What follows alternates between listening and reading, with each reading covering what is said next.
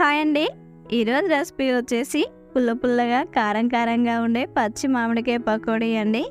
ఎప్పుడు ఉల్లిగడ్డ పకోడీ, పాలకూర పకోడీ తిని బోర్ కొడుతుందా?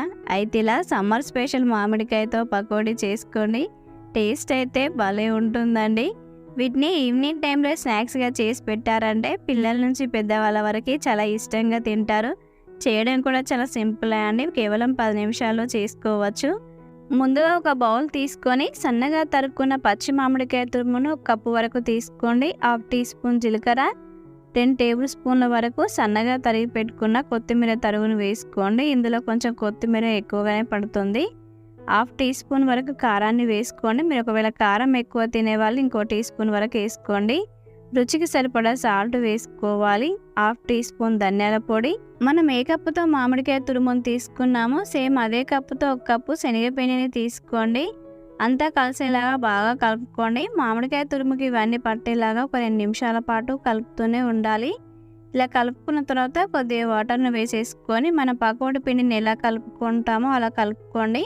మీకు ఒకవేళ వాటర్ ఎక్కువగా అనిపించినా, పిండి తక్కువగా అనిపించినా వాటర్ను పిండిని అడ్జస్ట్ చేసుకుంటూ కలుపుకోండి. నాకు ఇక్కడ కొంచెం వాటర్ క్వాంటిటీ ఎక్కువ అయ్యాయి, అందుకే ఇంకో 2 టేబుల్ స్పూన్ల వరకు శనగపిండిని వేసుకుంటున్నాను.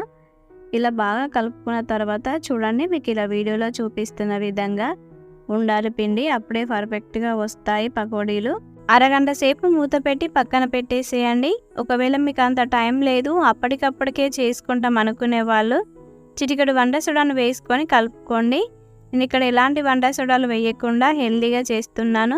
వంట సోడా వేయని వాళ్ళు మాత్రం ఖచ్చితంగా అరగంట లేదా గంట సేపు పక్కన పెట్టేసుకోవాలి. ఇప్పుడు ఒక బాండీ పెట్టుకొని డీప్ ఫ్రై సరిపడా ఆయిల్ని పోసుకోండి. ఆయిల్ వేడైన తర్వాత మనం పకోడీలను ఎలా వేసుకుంటాం అలా మీకు వీడియోలో చూపిస్తున్న విధంగా ఇలా చిన్న చిన్నగా వేసుకోండి. మంటను మీడియం టు హై ఫ్లేమ్లోనే పెట్టుకొని వేపుకోవాలి. అస్సలు లో ఫ్లేమ్లో పెట్టకండి, ఎందుకంటే ఆయిల్ను అబ్జర్వ్ చేసుకుంటాయి. వేసిన వెంటనే కదపకుండా అలా 5 నిమిషాల పాటు వదిలేసేయండి. 5 నిమిషాల తర్వాత రెండో వైపు కూడా తిప్పి కాల్చుకోవాలి. ఇలా మంటను మీడియం ఫ్లేమ్లోనే పెట్టుకొని పకోడీలను కాల్చుకోవడం వల్ల లోపల పిండి పిండిగా ఉండకుండా చక్కగా కాలుతాయి. ఇలా ఎర్రగా కాలిన తర్వాత తీసి సర్వ్ చేసుకోవడమే. ఇంతే అండి, ఎంతో టేస్టీగా ఉండే పచ్చి మామిడికాయ పకోడీ రెడీ అయింది. మీరు కూడా ట్రై చేయండి. మీకు ఎలా వచ్చిందో నాకు కింద కామెంట్ చేయండి. మరికొన్ని వీడియోస్ కోసం మన ఛానల్ని సబ్స్క్రైబ్ చేసుకోండి.